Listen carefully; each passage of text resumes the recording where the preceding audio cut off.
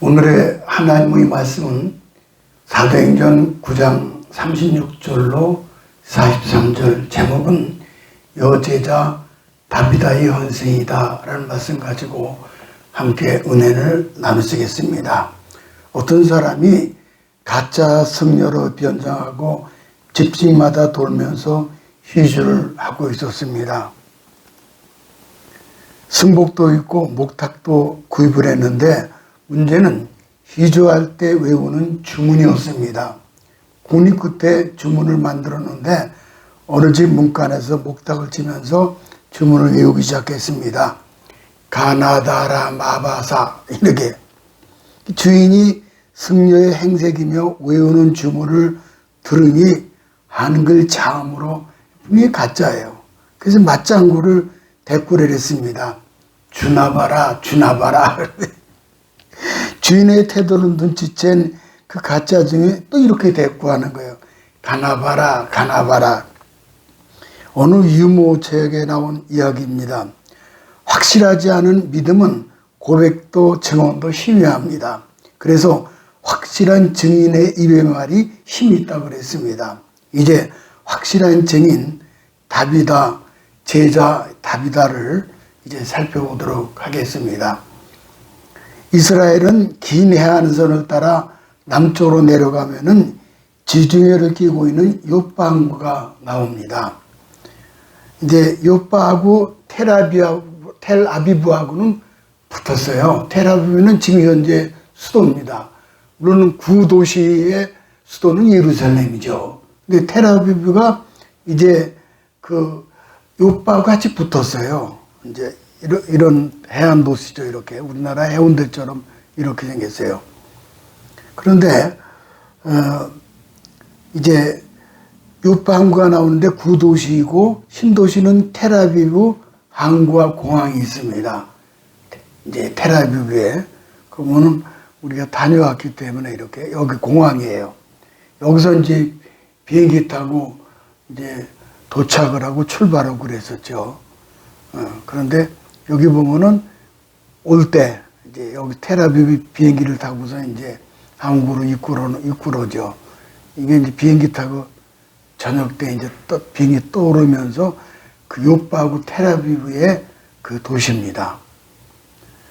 남쪽으로 가게 되면은 얼마 안 내려가면 돼요. 전쟁 중인 지금의 가자지구가 나와요. 이거 볼까요? 가자지구 여기가. 이번에 지금 전쟁을 하고 있는데요. 얘네들이 로켓볼을 이 공항까지 쏜 거예요. 텔아비브, 요빠하고 같이 붙었는데.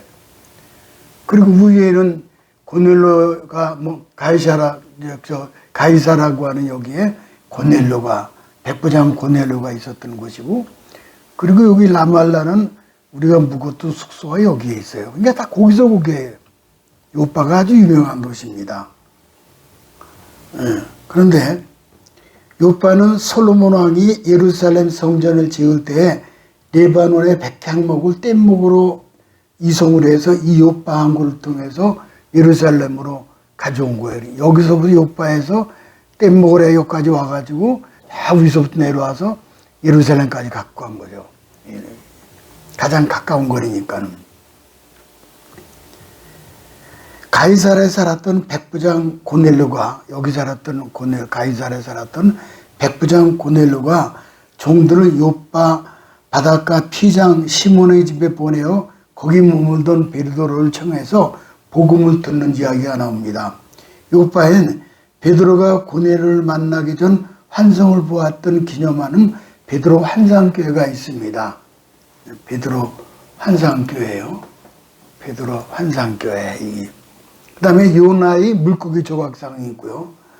그래서 하나님께서는 요나에게 니느웨로 가서 회개하라고 외치라고 했지만은 요나는 니느웨가 아닌 요빠로 가서 다시스 곧 스페인으로 가기 위해서 배를 타고 그리고 풍랑을 만나죠.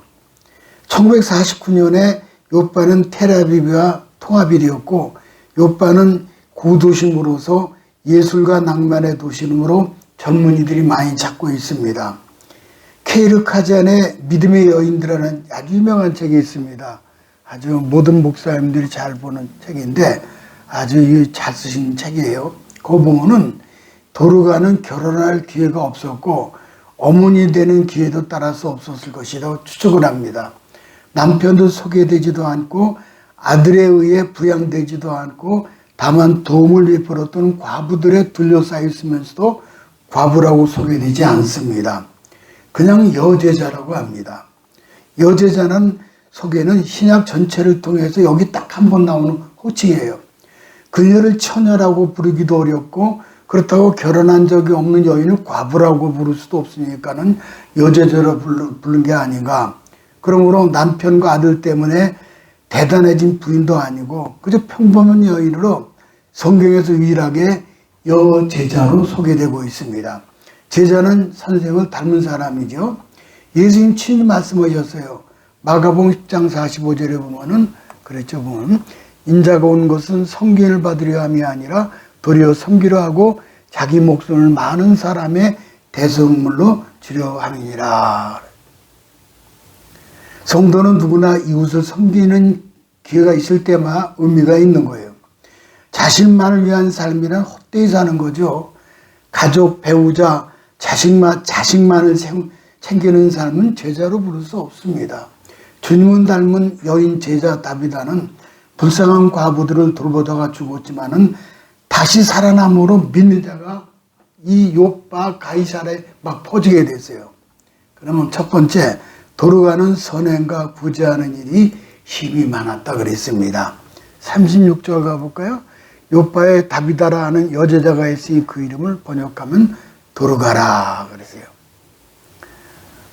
이 여성의 이름은 그 당시 유대인이 쓰던 아람어로 다비다요, 헬라어로는 도르가였습니다. 두 이름의 뜻은 아름다운 사슴, 노루 혹은 가제를 대한 의미를 갖고 있습니다.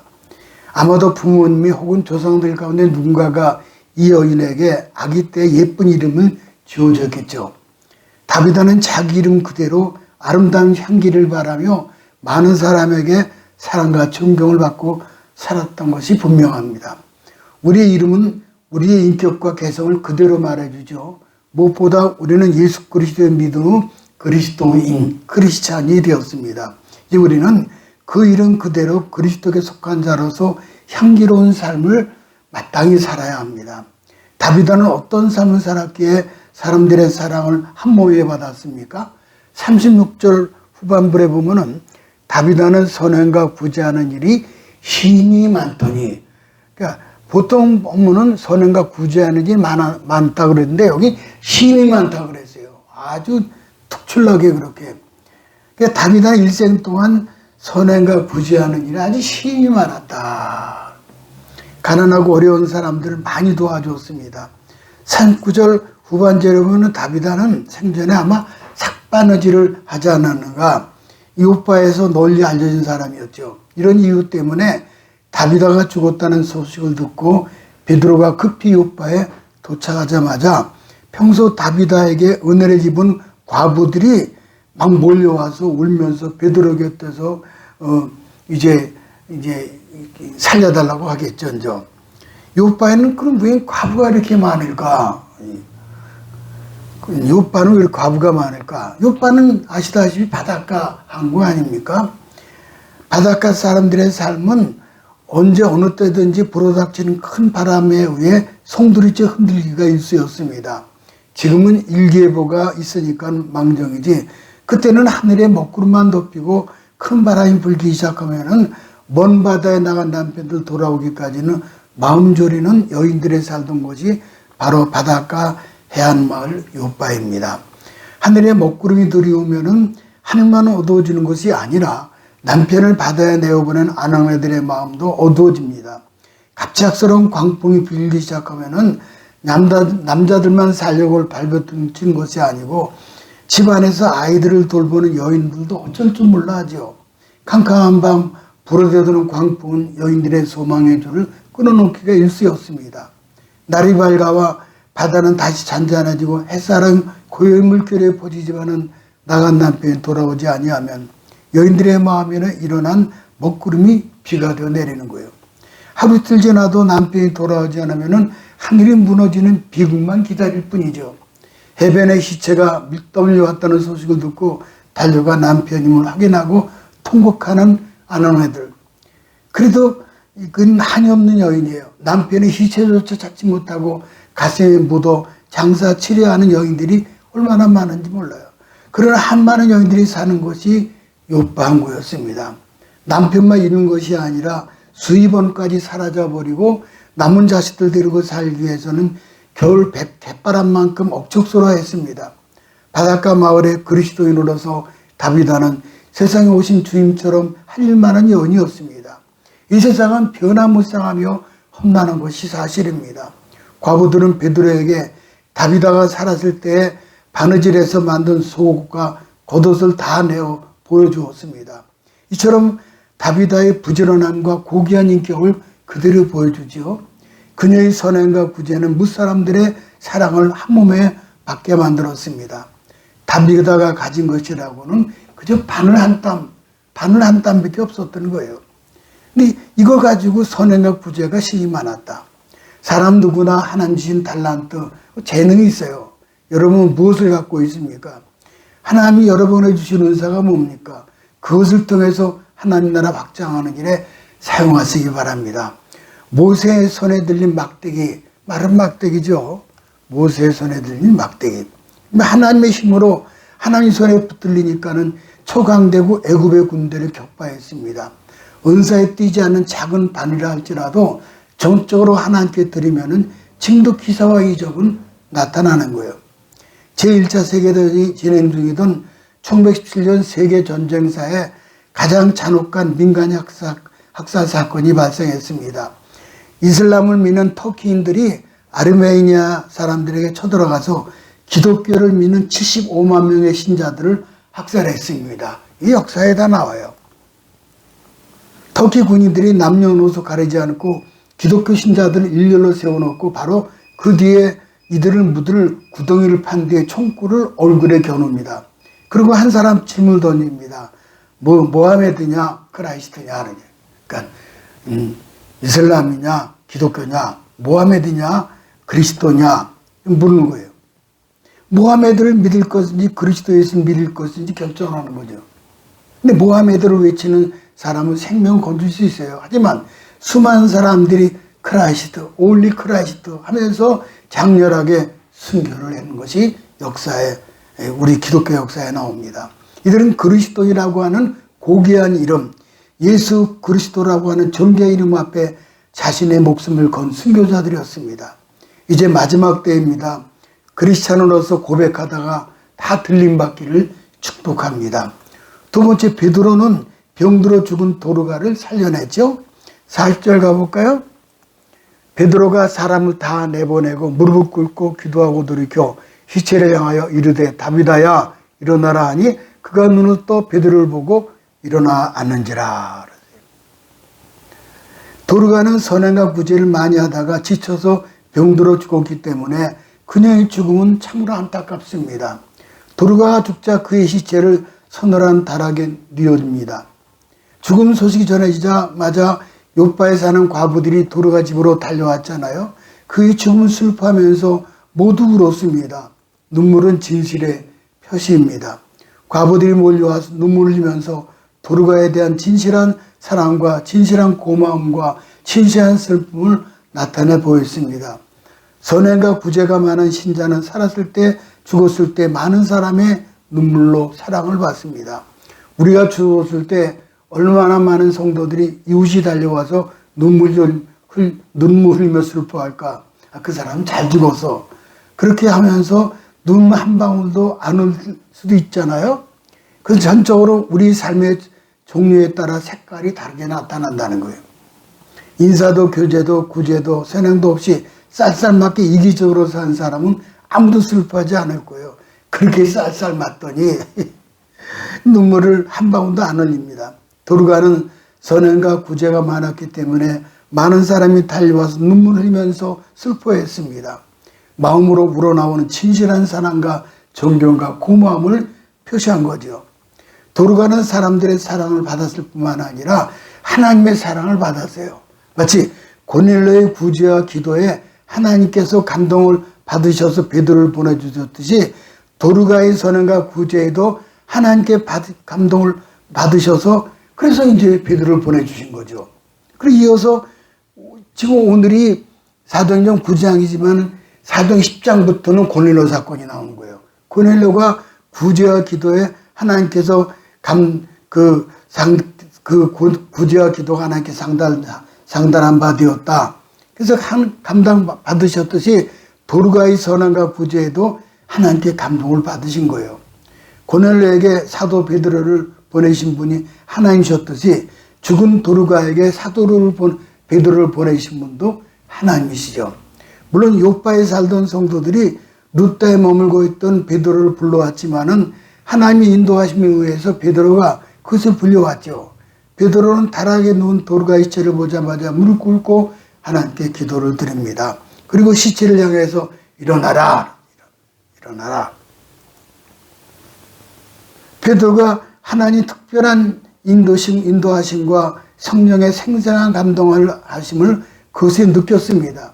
베드로는 주님께서 죽은 나인성 과부의 아들을 살리시고 죽은 나사로를 살리신 것을 두 눈으로 분명히 보았던 목격자인 수저자였습니다. 베드로가 죽은 도르가를 향해서 일어나라고 명령을 내리자 도르가는 마치 깊은 잠에서 깨어나듯이 눈을 떴습니다. 그리고 조용히 일어나 앉은 거예요.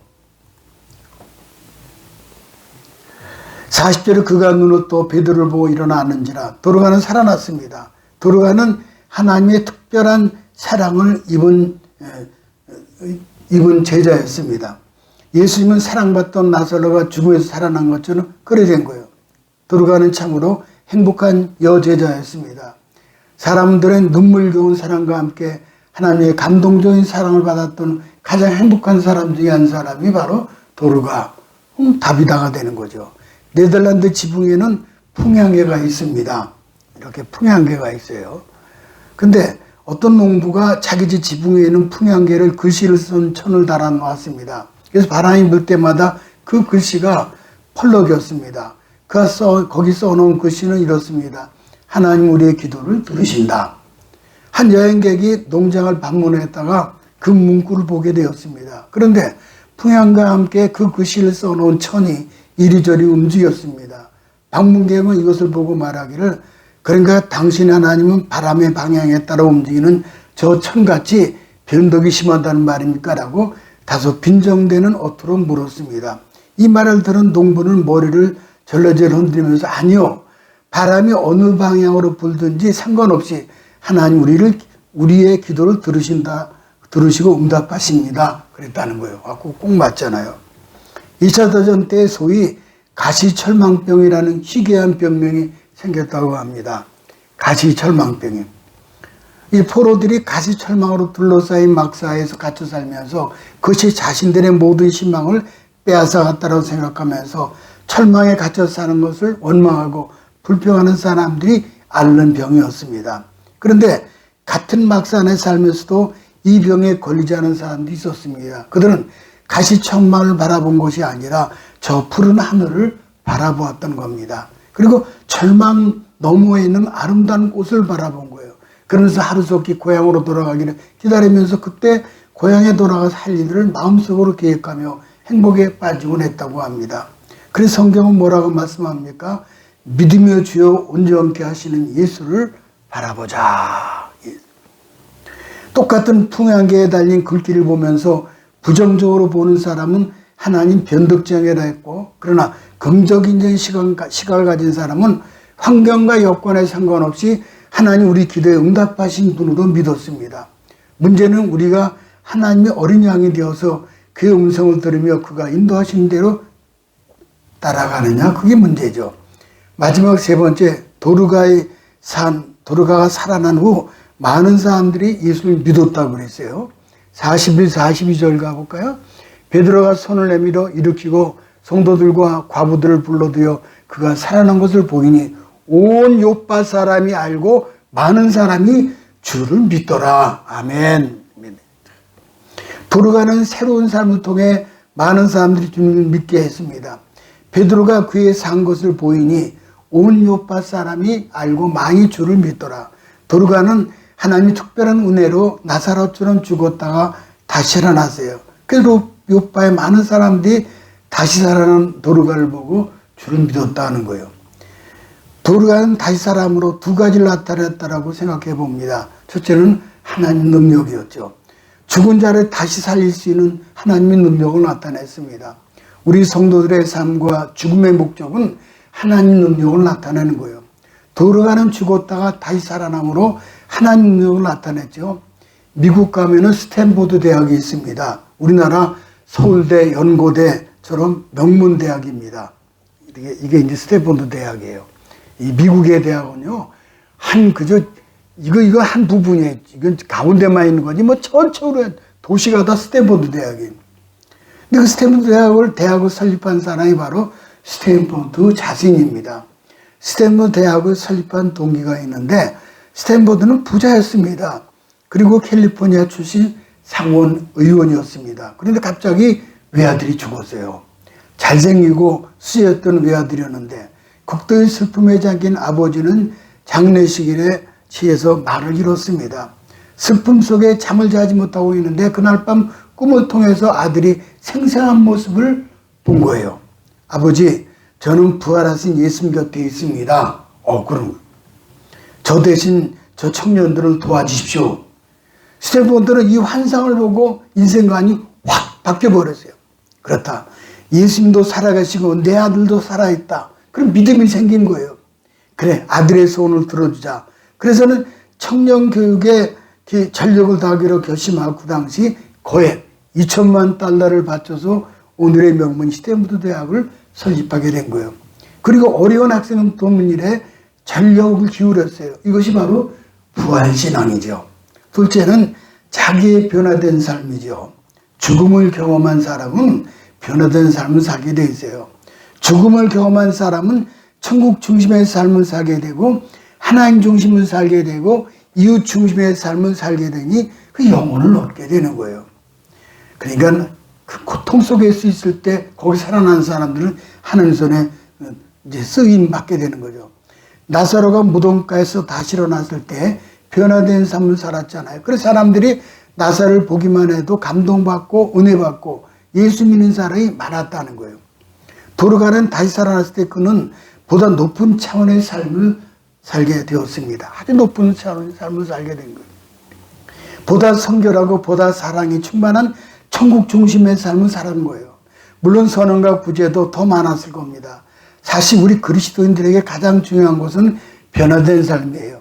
목사, 권사, 집사들에게 가장 중요한 것은 말보다 변화된 삶입니다. 도르가는 변화된 새로운 삶을 삶으로 많은 사람들 주께로 돌아오게 했습니다. 도르가의 삶은 여기서 그치지 않습니다. 그의 삶은 요파 사람뿐만 아니라 가이사라 사람들까지 옳은 대로 돌아오게 하는 참으로 별같이 빛나는 삶을 살게 되었습니다. 베드로가 도르가 때문에 요파에 왔다가 여느 날 머물게 되어 있잖아요. 43절. 요 이제 결론 부분인데 아주 핵심이에요.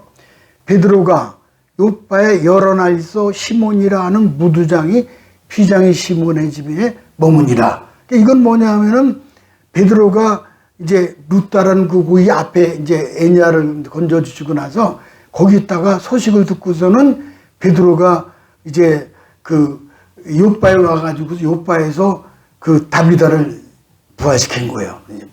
다시 살려준 거죠. 그런데 그래서 살려주고 나서 그 무두장이 가죽으로 이렇게 하는 그 피장 시몬의 집에 머무르다가 환상을 보게 된 거예요. 거기서 기도하던 중 환상을 본 거예요. 이 환상이요. 근데 베드로가 낮에 이렇게 잠시 기도하다가 잠깐 졸았는데 환상을 봤는데 보니까 하늘에서 보자기가 내려오는 거예요. 근데 보자기에는 정한 짐승과 부정한 짐승이 있어요. 그래서 이걸 먹으라 그러는 거예요. 그러니까 베드로가 하는 말이 주여 나는 이 부정한 것을 먹지 않습니다. 그렇게 하니까는 먹으라는 거예요, 그냥. 그래서 왜 그러냐. 그러자마자 바깥에 똑똑 뜨면서 여기 사도 베드로 계십니까? 고넬로가 사람을 보낸 거예요, 가이사라에서요. 그래서 그건 뭐냐 하면은 이 고넬로는 이방인이거든요. 이방인 백부장이에요. 그러니까 그런 사람을 교제하는 것이 그 부정한 것하고 이제 먹지 말라는 것하고 그렇게 생각하고 근데 먹으라니까 그럼 이거 하나님 뜻인가 보다. 그래서는 이제 사람들 보내와가지고 가이사라로 가는 내용이 나오는 거예요. 자, 그래서 이게 환상을 보게 된 거예요. 결국 베드로는 성령 인도하심 따라 가이사라 고넬료까지 집으로 가게 된 거예요. 그래서 고넬료 가이사라 사람들이 많이 죽기로 돌아오죠. 다음 장 사도행전 10장에서 바로 백부장 고넬료 이야기가 나오잖아요. 이런 일이 누구 때문에 일어났습니까? 도르가 때문이에요. 도르가가 요빠의 복음의 화의 주역이었고 하나님의 역사와 섭리를 보면서 가이사라 복음과의 시작점으로 도르가로부터였던 거예요. 하나님 하시는 참 놀랍죠. 도르가 한 여인을 통해서 많은 사람들이 주께 돌아오게 된 거예요. 하늘의 별과 같이 빛나는 귀중한 사람으로 만들어 주신 거예요. 이제 우리 자신을 돌아봅니다. 첫째, 우리의 삶의 선행과 부재가 얼마나 많은지. 둘째는 우리의 죽음이 많은 사람들에게 아쉬움과 사랑과 슬픔을 남길 수 있는 귀중한 죽음이 될는지. 세 번째는 우리 삶이 하나님 능력이 나타내고 변화된 삶을 나타내는지 그걸 살펴야 되겠죠. 나은 사람의 삶이 먼데는 사람에게 복음의 영향을 미치고 있는지. 이와 같이 복된 삶이 물론 하나님의 은혜로 되지만 사실은 우리의 의지와 노력과 기질로 이루어지게 됩니다. 우리의 책임이라는 말씀이죠. 도르가처럼 속옷과 겉옷을 지어주는 구체적인 선행과 구제가 있으시기 바랍니다. 죽었다가 다시 살아나는 삶의 변화가 있어야 할 것입니다. 하나님께서 우리들에게 은혜를 베푸시길 바랍니다. 모쪼록 도르가처럼 하늘의 별같이 빛나는 존귀한 성도들, 그래서 요빠 전체 또 가이사라까지 복음을 전파하는 그런 놀라운 다비다 또 도르가라고 하는 여제자가 그 뒤를 따르시기를 주님의 이름으로 축복합니다.